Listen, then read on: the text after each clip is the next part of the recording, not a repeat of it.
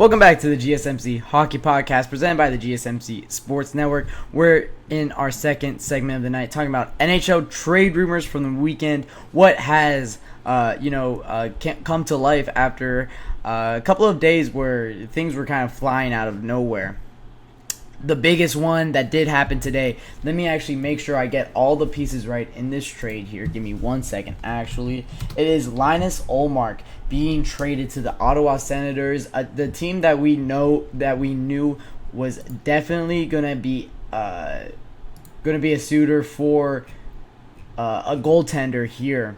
And for the Boston Bruins in their official announcement, what they got back for Linus Ullmark, a former Vezina winning goaltender, Joonas Korpisalo, who was statistically the worst goaltender in the NHL this past season, the 25th overall pick in this future draft. I believe if we are going through my mock draft, that would be somewhere around Liam Greentree, maybe. Actually, now I'm curious who would be 25th overall in my mock draft that I did. It would be, once I get there, 25th overall was Lushenko, which is Jet Lushenko is a very good prospect, so that's actually not too bad. I do like Jet Lushenko a lot, but you're getting some guy around there, someone like that. Of course, my mock draft isn't going to be 100% correct. Sorry. And you're also getting a forward named Mark Kastelik in addition to all of that. You're also getting Joonas Korpisalo at 25% retained, who Joonas Korpisalo is one of the worst contracts in the NHL, to be quite frank. So, honestly, I've seen a lot of Boston fans mad about this one. Of course, you're losing your Vezina goaltender.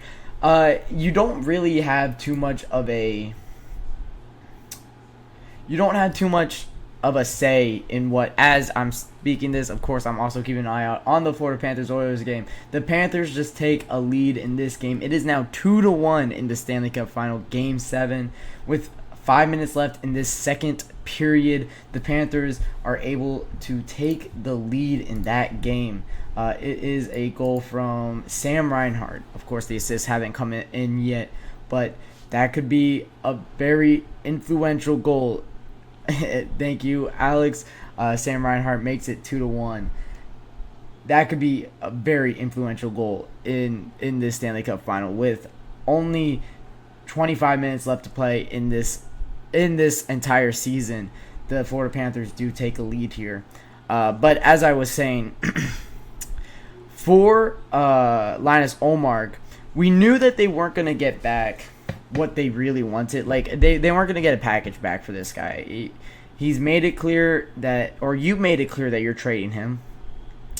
So now it's just the best bidder, and everybody, and truly it was only a handful of teams that were really looking for a goaltender.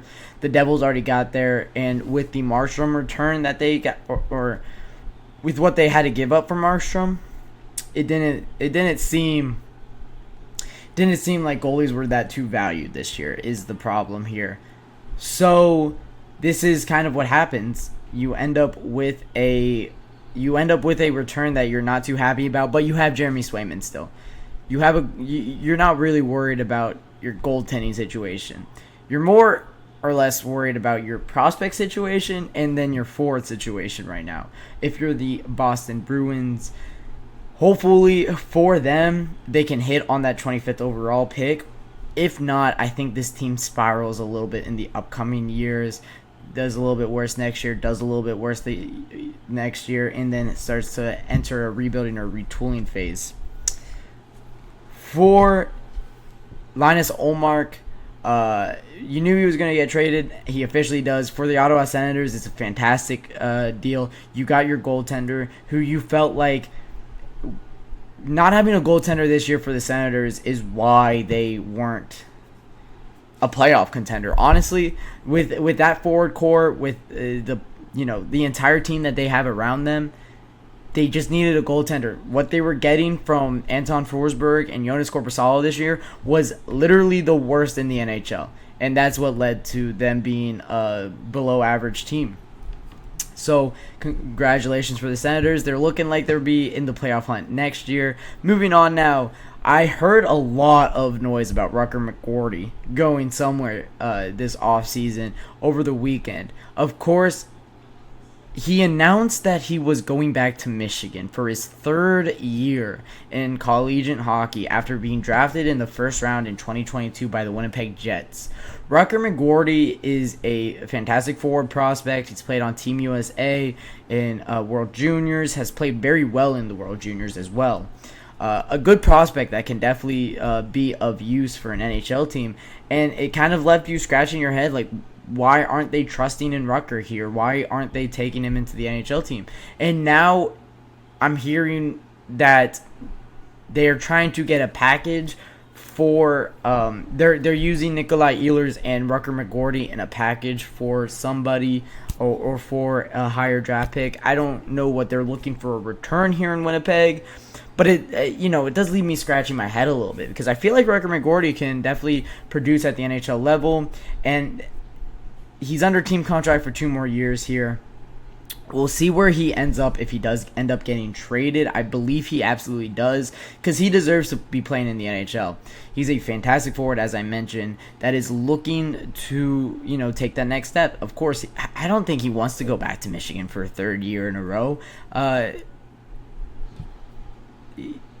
It's a fun place to play. You're playing with a lot of talent around you, but I mean, that team was not that great this year. With a lot of fantastic individual pieces. I mean, what are the individual pieces they had? They had Frank Nazar on their team. They had Gavin Brindley, who was playing fantastic. They had Rucker McGorty. They had a really good defense on top of all that, and a fantastic goaltender on the back end. I only know all this because I wrote for the Ohio State men's ice hockey team and had to watch them destroy the Ohio State men's ice hockey team while I was in the press box for that game. So they had fantastic talent, and it's a fun place to play. But when you're NHL ready, you just want to get to the NHL, and it makes sense.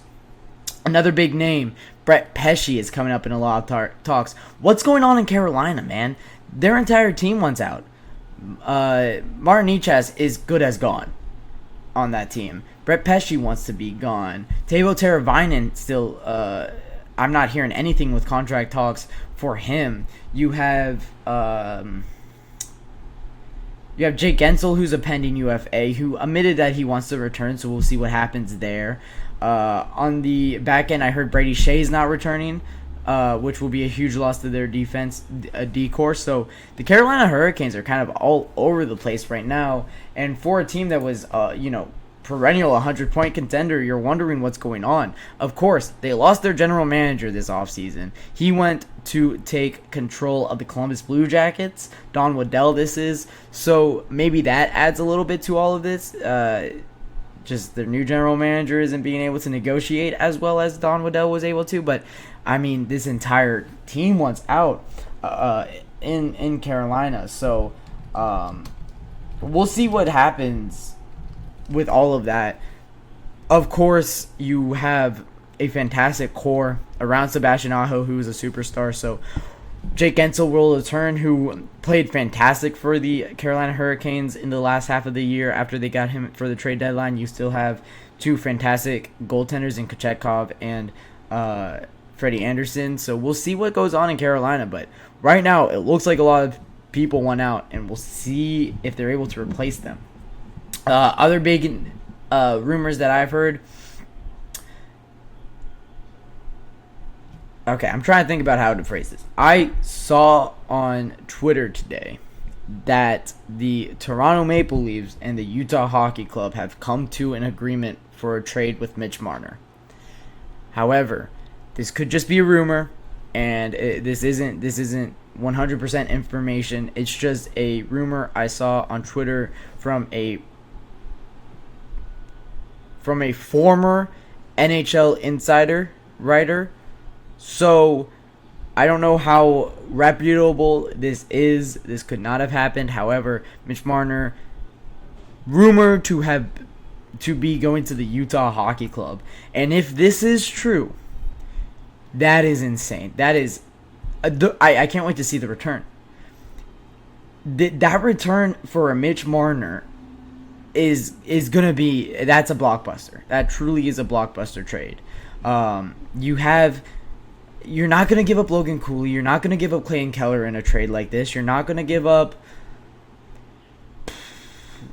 maybe a Dylan Guenther. You're willing to give up for a Mitch Marner, maybe. No, I mean this is a blockbuster trade here. It's gonna have, of course, it probably involves a top round pick here for the Utah Hockey Club if they have actually come to terms for a trade here. But this could be very influential for both teams. Mitch Marner, a 100-point getter, however, playing with the superstars of the Toronto Maple Leafs, so you don't know how much you take that to account there. And then on the other end, a Toronto Maple Leafs team who believe that they're ready to win now, but just lacking depth pieces. If they're able to get some in this trade back, that team could be very good. So we'll see what the return is. If this is true, of course, it's just a rumor, as I said previously. So take it with a grain of salt. But if Mitch Marner does go to the Utah Hockey Club, that is a crazy big trade in the NHL. So we'll see if that does happen. I saw that if it did happen, it would be announced on the draft floor over on Friday. So we'll see. I'm also hearing a lot of trades can be going down on the draft floor on Friday. I can't wait to talk about all of that. But that'll wrap it up for our second segment on the GSMC Hockey Podcast. When I get back, we'll be talking about Stanley Cup Final, Game 7, talking about the preview, talking about the lines, going into this game, what's been different for both teams.